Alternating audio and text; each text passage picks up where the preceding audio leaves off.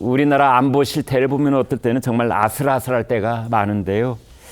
기밀을 지켜야 될 정보사 군무원이 중국 쪽의 어떤 비밀 인사를 만나서 돈을 받고 또 우리 안보의 핵심적인 기밀을 팔아넘기는, 정말 이런 일이 벌어져도 어떻게 나라가 온전할 수 있겠는지 그런 충격을 받지 않을 수가 없는데, 조금 전에 제가 신문 읽어드리면서 소개했던 그 제목, 돈을 더 주면 기밀 더 줄게, 마치 장사꾼들이 뭘 흥정하듯이 하는 그런 부분까지도 이번에 알게 됐습니다. 관련 영상부터 보시겠습니다.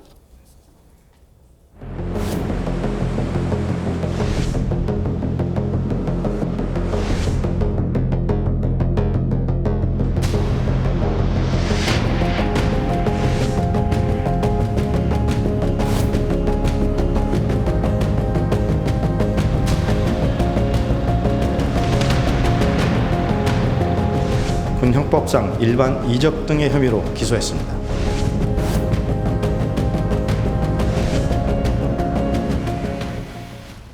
네, 홍 기자님, 이제 우리 국민들 시청자들께서는 지금 기가 막혀 하시는 분들이 많을 텐데요. 아무튼 그런 일이 터졌다고 가정을 해 볼 때 어떻게 7년 동안이나 정보사에서는 몰랐습니까? 그렇습니다. 이제 몰랐기 때문에 막 수사를 해서 어제 그 수사 결과를 기자들에게 조금 설명한 내용이 지금 보도가 되고 있는 건데요. 네. 군무원 A씨는 2017년 4월에 정보망 관리를 위해서 중국에 갔다가 공안에 체포됐습니다. 그러면 이제 귀국을 하면 우리 군에 이 일을 신고를 해야 되잖아요. 그런데 신고하지 않고 7년 동안 30건의 기밀을 넘긴 겁니다. 그 방법을 구체적으로 설명을 드리면 본인이 작성한 문건은 손으로 필사를 해서 부대 밖으로 빼돌렸고요. 다른 부서의 기밀은 무음 앱, 그러니까 사진을 찍어도 찰칵 소리가 안 나도록 어플을 켜서 휴대전화 카메라로 촬영을 했습니다. 파일을 그대로 중국에 전송할 경우 덜미가 잡힐 것을 또 고려했다고 합니다. 그래서 분할 압축 형식으로 쪼갠 뒤에 각각 비밀번호를 걸어서 클라우드 서버에 올리는 치밀함까지 보였습니다. 이 비밀번호는 또 어떻게 전달했냐면요. 온라인 게임에 중국 요원과 동시 접속한 뒤에 음성 메시지로 알려줬다고 합니다. 기록이 남지 않도록 한 거죠. A씨는 협박을 받았다고 주장하고 있지만 중국 측에 돈을 더 주면 자료를 더 보내겠다, 이렇게 말하는 적극성까지 보였고요. 40회에 걸쳐서 무려 4억 원을 요구했는데 지금까지 군이 확인한 내용만 차명 계좌를 통해서 1억 6천만 원을 받은 겁니다. 네. 최 교수님, 제가 홍 기자로부터 방금 자세한 설명을 들었습니다만 어떻게 보면은 지금같이 발달된 시대에 뭐 첨단 장비를 동원한다거나 이런 게 아니고 결국은 이제 프린트 단추 눌러서 출력되는 것 또는 뭐 사진을 소리는 안 나게 했다고 합니다만 누구나 들고 있는 휴대폰으로 또 찍기도 하고 심지어 메모도 하고 이런 식으로 보냈어요. 이건 뭐 일반인도 할 수 있는 정도 수준인 것 같아요. 뭐 사진 메모하고 출력하고 사진 찍은 거 캡처해서 보내고. 글쎄요. 누구나 할 수 있는 것 같긴 해요. 일반인들보다도 더 이건 수준이 낮은 거라고 볼 수 있는데 대한민국의 정보사가 이 부분을 몰랐다는 게 도저히 이해가 안 가요. 그리고 7년 전에 이제 중국 공항에서 체포된 다음에 포섭됐다는 거 아닙니까? 근데 그 자체가 그러면 공작에 실패한 거죠. 여기서 이제 중국 거를 알기 위해서 보낸 건데 우리 공작원을 보낸 건데 말하자면 거기서 체포돼가지고 오히려 포섭이 된 거 아니겠어요. 그리고 그동안 7년이 7개월도 아니고 7년인데 이렇게 아주 원시적인 수법에 의해서 이렇게 기밀이 유출됐다. 돈을 보내라 그러면 더 보낸다. 이게 도대체 어느 무슨 만화에나 나오는 얘기 같아요. 이게 정말. 그래서 우리 정보사 최근에도 뭐 블랙 요원 관련해서 무슨 얘기가 하나 있었잖아요.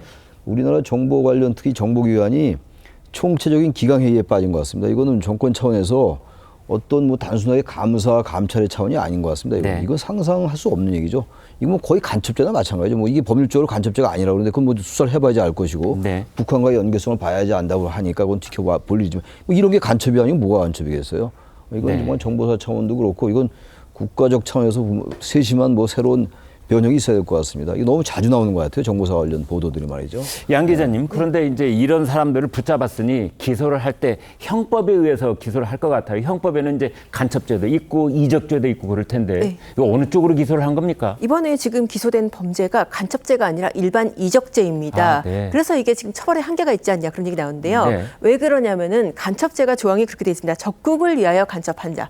근데 지금 이게 정보가 유출돼서 중국 쪽으로 넘어갔거든요. 네. 그러니까 중국이라고 한다면은 사실 이게 형법 체계상 적국이라고 할 수는 없습니다. 적국은 지금 현행법 체계상 북한만을 의미를 하기 네. 때문에 그래서 북한의 정보가 넘어가지 않으면 이거 간첩죄 처벌이 안 되는 것이냐 굉장히 불합리하다. 네. 물론 일반 이적죄를 적용했지만 형량이 굉장히 차이가 납니다. 네. 예를 들어서 군 형법 같은 경우에는 간첩죄가 법정형이 사형밖에 없습니다. 네. 그 정도로 굉장히 중하게 취급되는데 일반 이적죄는 뭐 무기 또는 3년 이상 굉장히 낮거든요. 그거보다는. 네. 그래서 한동훈 대표도 무기징역까지 가능하긴 하군요. 네, 그렇습니다. 네. 법정 형상 뭐 사형 무기 뭐 이렇게 규정은 돼 있고 3년 이상, 일단 최소한 3년 이상은 되긴 하지만은 네. 그래도 처벌의 공백이 있는 이상은 이 부분을 시정을 해야 되는 거 아니냐. 적이라는 단어를 빼고 다른 나라 이런 식으로 고쳐야 되는 거 아니냐. 그런 논의가 이제 정치권에도 많이 있습니다. 네. 자, 지금 문제를 제기해 주신 부분의 핵심을 이번에는 얘기해 보도록 하겠습니다. 우리 정보사의 군무원이 중국 쪽에 저 정보를 팔아 넘겼는데 팔아 넘겼다는 것을 발견한 것은 중국 쪽을 살펴보다가 발견한 것이 아니고요. 북한 쪽을 살펴보다가 북한이 이걸 어떻게 알고 있지 해서 발견을 한 겁니다. 자, 송 국장님. 네. 그렇다면 간첩죄 가능한 거 아닙니까? 간첩죄가 가능하죠. 네. 적국이고 또 어차피 지금 중국으로 갔지만은 이것이 북한에서 활용이 됐으면은 그쪽으로 넘어간 거잖아요. 넘어갔죠. 네. 넘어갔으면 이것은 당연히 간첩죄를 적용을 해야 되는 이야기고. 네.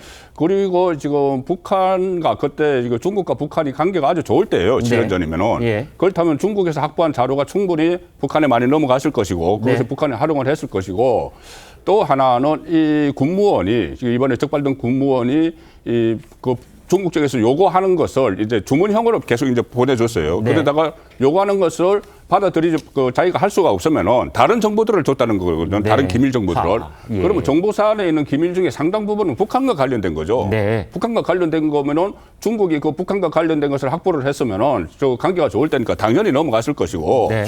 그러면은 이것을 왜 7년 동안 이렇게 적발을 하지 못했느냐. 이거 굉장히 큰 문제거든요. 네. 다른 데서도 어떻게 구멍이 뚫려 있을지도 몰라요. 왜 그러냐면 제가 또 전임 정부 탓을 하는 게 아니고 얼마 전에 수미테리 사건이 있었잖아요. 네, 있었죠. 그 미국에서 네. 수미테리 사건도 그때 전임 정부 시절에 일어났던 일이에요. 네. 국정원 간부들이 전부 다 뭐 CCTV에 다 노출이 되고 아주 허술하게 작업을 했잖아요. 그래서 다 걸렸는데 이번에 이것도 7년 전이면은 전임 정부 거예요. 네. 전임 정부 때 그러니까 전반적으로 안보 의식이 굉장히 무뎌졌고 그때 뭐 어떤 휴민터들 철수시키고 이런 이야기들이 계속 있었지 않습니까? 네. 그래서 그때 있었던 일들이 너무나 허술한 우리 정보망이 지금 계속 확인이 되고 있는 단계예요. 하나둘씩 확인이 되고 있는 단계라서 이게 또 어느 쪽으로 확산이 될지도 모릅니다. 그래서 조금 전에 말씀하신 대로 지금 당장 급하게 고쳐야 될 것은 법령을 고쳐야 되는데 이 간첩죄 적용 범위를 좀 넓히는 이런 부분을 우선 당장 시작을 해야 돼요. 야당에서 그걸 협조를 해줘야 되는 상황입니다.